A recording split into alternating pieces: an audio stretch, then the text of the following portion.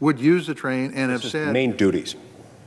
Arguably, its single most important duty to provide for the common defense of our great country. And that sometimes means and necessarily entails providing additional funds for unforeseen costs and emergencies in times of war. Troops might run out of equipment or munitions, or might need to be transported through war zones. And it's of the utmost importance that they have what they need, and they can get where they need to go to fight for our country and to protect us against our most pressing and dangerous threats. Now, in the past, Congress provided emergency supplemental funding to take care of precisely these costs. If it didn't appropriate enough to begin with, or if some of these unforeseen costs arose, perhaps in excess of what Congress had already planned for, Congress would fill the gap and would make adjustments to the following year's base budget to account for them. In other words, Congress was doing its job, and it was doing its job in a thoughtful manner, one that was fiscally responsible, one that acknowledged Congress's constitutional role as the lawmaking body and the body responsible for funding war operations and declaring war. But after the September 11th attacks, something seemed to change. In 2001, the Bush administration created a fund called the Global War on Terrorism Account, sometimes known awkwardly as GWAT, separate from the base budget. From then on, what was once emergency spending for warfighting gaps became a general fund that Congress has used for military spending, primarily for operations in the Middle East.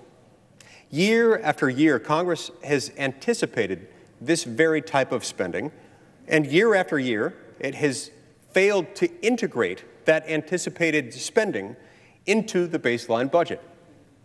When the Obama administration took over, it changed the name from GWAT to Overseas Contingency Operations, or OCO.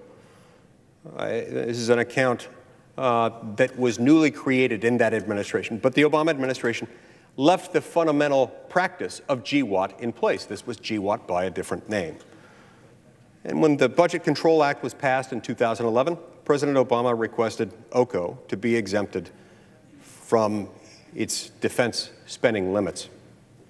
That practice has continued to this day, such that these funds are still exempt from those limits. What has been the result of this trajectory? Well, OCO has morphed into an unaccountable slush fund for the Pentagon, insulated from scrutiny and certainly unchecked by budget spending caps. It's no longer funds that are provided for unforeseen expenses. And no one here really pretends otherwise. Instead, administrations from both parties have continued to ask for billions of these dollars each year, completely outside the budget process, for what really are predictable, ongoing activities in the Middle East and elsewhere. And Congress has continually enabled them, perpetuating this broken, unaccountable system of budgeting and spending. Since 2001, Congress has appropriated about $2 trillion in total from these funds, accounting for 17% of defense spending during that time period, with each dollar adding to our rising and indeed staggering debt of $22 trillion. This is not responsible budgeting, oversight, or governance, and it must not continue. In addition to mending this broken, irresponsible method of financing, it's far past time that we reassess the operations towards which this money is going. We've now been in Afghanistan for 18 years, and we've now been in Iraq for 16 years. We've deposed Saddam Hussein, and we've killed Osama bin Laden. We've accomplished much of what we set out to do, but we've also been pulled into nation building in countries thousands of miles away, causing serious harm to those countries and our own credibility in the process. Yet these wars drag on, with no end in sight. And unfortunately, the bill before us, the National Defense Authorization Act for fiscal year 2020, maintains the broken status quo for OCO, authorizing yet another $75 billion, a $7 billion increase from last year. And it perpetuates the misguided strategy we've been undertaking in the Middle East since the beginning of the wars in Afghanistan and in Iraq. It continues funding in dollars and weapons and with people missions that we have no clear end goal for, problems that were never ours in the first place. For example, it authorizes almost $5 billion for the Afghanistan Security Forces Fund, and it calls for a stabilization strategy in Iraq, Syria, Afghanistan, Somalia, Yemen, and Libya. But in addition to these dubious nation-building investments that lack an overall strategy, at least an overall strategy communicated to the American people that tells them how these operations will make them safer, there's still a deeper problem. Congress never authorized military engagement in 4 out of 6 of these countries to begin with. Article 1, Section 8 of the Constitution unequivocally states that Congress shall have the power to declare war. Congress, not the President, not the Pentagon, not someone else in the executive branch, but Congress, regardless of whether engagement in a particular country may or may not be a worthy foreign policy goal. We cannot escape this point. The founders could not have been clearer. The executive branch must have authorization from Congress to go to war. This was understood at the time of the founding. It was written into Federalist 69, where Alexander Hamilton explained that this is one of the distinguishing characteristics between our system and the system from which we broke away, our London-based national government, headed by a king who had the authority to start a war on his own without consulting his parliament. Our system was to be different, so they put the power to declare war in Congress. Why? Well, it's because it's the branch of government most accountable to the people at the most regular intervals through elections. And they did it this way, they designed it this way, precisely because they understood what is at stake when we go to war. It's not only our precious financial resources on the line, but our most precious human resources, the brave men and women who are willing to lay down their lives when we go to war. So they intended these decisions to be debated and discussed and considered with utmost deliberation and consideration in front of the American people by their elected accountable representatives.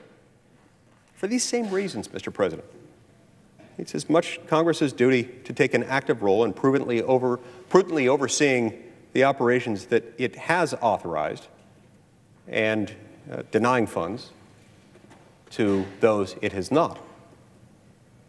Unfortunately, this National Defense Authorization Act largely falls short here, too.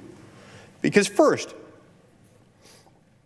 instead of perpetuating these seemingly indefinite wars, it ought to actively prepare a strategy to phase out our engagement in the Middle East, particularly for authorizations of force that have lasted for almost 20 years.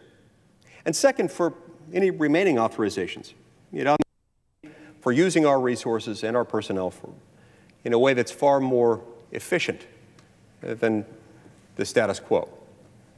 Meanwhile, the world has not been static since we began the war on terror. Our country is facing new threats. The national defense strategy laid out by President Trump and the administration does refocus our efforts on stemming the threats posed by Russia and China. And this NDAA does reflect some of that strategy by addressing some of our most immediate needs to counter them. For instance, it reaffirms defense commitments in the Indo-Pacific and in the Baltic states, as well as information gathering on technical and nuclear capabilities that can be found in both countries. And it also prioritizes the Arctic region, which both Russia and China are seeking to leverage.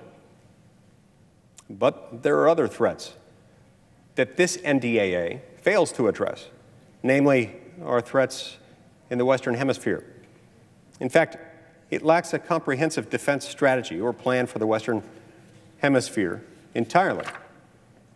It is by no means prudent to ignore our neighbors to the south, especially given the rampant instability throughout the region, including that caused by the Maduro regime in Venezuela. Indeed, if we fail to secure our borders from the immediate threats we face in the Western Hemisphere, it could become impossible to truly provide for our nation's common defense. Mr. President, we ought to reject the status quo and reject the failures evident in this bill and the process that brings it to us. What we should be doing is drawing down our OCO account and integrating this spending into the $642.5 billion baseline defense budget. We should be having a real debate over whether or not we should continue to be entrenched in the Middle East.